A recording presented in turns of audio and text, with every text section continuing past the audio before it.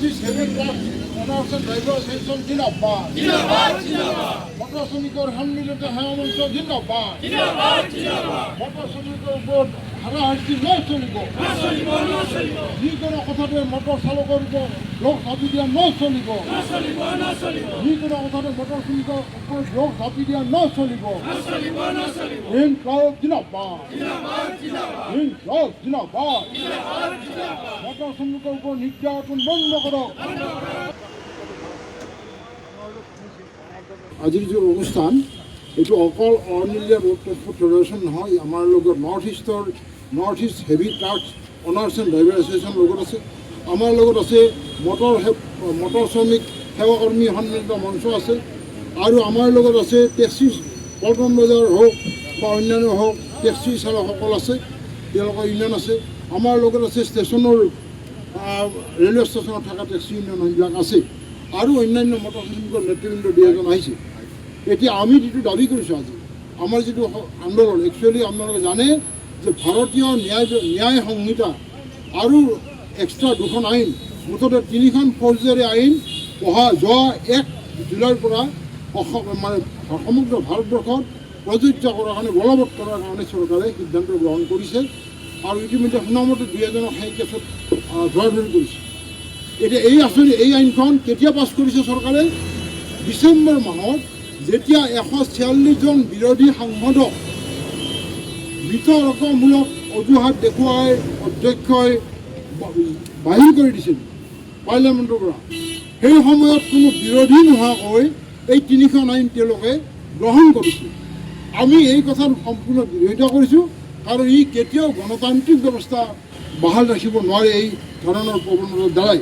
যি বিজেপি দলে গণতন্ত্ৰৰ কথা কয়, গোটেই পৃথিৱীৰ গণতান্ত্ৰিক আটাইতকৈ উন্নত দেশ বুলি কয় ভাৰতবৰ্ষৰ, এই বিজেপি দলে সম্পূৰ্ণ অগণতান্ত্ৰিকভাৱে কোনো বিতৰ্ক নোহোৱাকৈ এই তিনিখন আইন তেওঁলোকে গ্ৰহণ কৰিছে। ইয়াৰ ভিতৰত মটৰ শ্ৰমিক হওক, মটৰ চালক হওক, যিকোনো মটৰ চালক, অকল ব্যৱসায়িক নহয়, ব্যক্তিগত গাড়ী একেবাৰে আছে, তেওঁৰ গাড়ী, যদি কোনোবাই ছুইচাইড কৰাৰ কাৰণে আপোনালোকৰ আমাৰ গাড়ীৰ সন্মুখত জাপ মাৰে, যদি কোনোবা ইচ্ছাকৃতভাৱে কোনোবা এখন বাইক আহি পেলাই খুন্দা মাৰে আৰু সি যদি এক্সিডেণ্ট দুৰ্ঘটনা হয়, তেনেহ'লে তেওঁক 10 বছৰ পৰ্যন্ত কাৰাদণ্ড আৰু লাখ লাখ টকাৰ তেওঁলোকক এই জৰিমনা দিয়াৰ ব্যৱস্থা তাতে আছে। আৰু ইয়াত এটা ডাঙৰ কথা সোমাইছে যে যদিহে তেওঁ ড্ৰাইভাৰজনে ওচৰৰ পুলিচ থানাত অথবা ওচৰৰ চিকিৎসালয়ত যদি এক্সিডেণ্ট হোৱা মানুহজনক লৈ যায়, তেনেহ'লে তেওঁৰ যিটো জৰিমনাটো আধা হ'ব। কিন্তু ৰাইজক মই আপোনালোকৰ জৰিয়তে অসমৰ ৰাইজক এটা কথা বুজাব খুজিছোঁ, অৱগত কৰিব খুজিছোঁ যে এজন ড্ৰাইভাৰে যদি এক্সিডেণ্ট হ'ব আৰু যদি মানুহজন যদি আধামৰা হৈ থাকে, তেওঁ মানুহজনৰ দাঙি নিয়ালৈকে ওচৰৰ মানুহে আহি পেলাই তেওঁক যি মাৰপিট কৰিব, তেওঁ বাচি থাকিবনে? নাথাকে। মানুহে বেমাৰীজনক পেলাই থৈ পেলাই আগতে ড্ৰাইভাৰজনক মাৰা আৰম্ভ কৰে। এই প্ৰৱণতা আমি লক্ষ্য কৰিছোঁ। গতিকে ৰাইজক আমিতো বুজাব নোৱাৰিম, এই ৰাইজক চৰকাৰে বুজাব লাগিব, আৰু চৰকাৰে আমি দাবী কৰিছোঁ যে যাতে এক্সিডেণ্ট নহয় তাৰ কাৰণে কিছুমান ব্যৱস্থা কৰক। কি ব্যৱস্থা? আপুনি যদি আজিও যায় যে গুৱাহাটীৰ পৰা যদি শিলচৰ বাছেৰে যায়, তেনেহ'লে শ্বিলং পাৰ হোৱাৰ পিছত আপুনি দেখিব অজস্ৰ পুখুৰী সদৃশ গাঁত আছে, তাত মাটি জমা হৈ আছে, যিকোনো মুহূৰ্ততে ট্ৰাকখন এক্সিডেণ্ট হোৱাৰ সম্ভাৱনাবিলাক তাত ৰৈ আছে।